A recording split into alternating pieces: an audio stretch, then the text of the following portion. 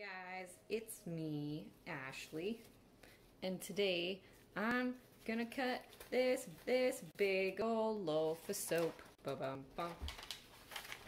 It's heavy. It's about 7 pounds of soap with the topping, the embeds here, little pumpkin-y embeds. So we're gonna get this out. It's been sitting for about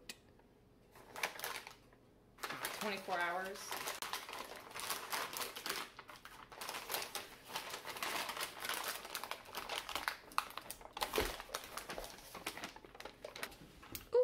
That smells nice. So this is like, it smells like you're out picking pumpkins. It's not like pumpkin spice, sorry, but it's like being out in a field filled with pumpkins. You can definitely smell the pumpkin too. I wish you could smell it.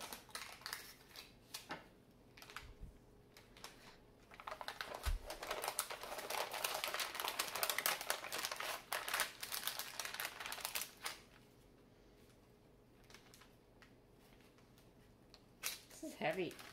Ooh, it smells nice. I love this scent. I'm so nervous to cut this. Help me. Very carefully.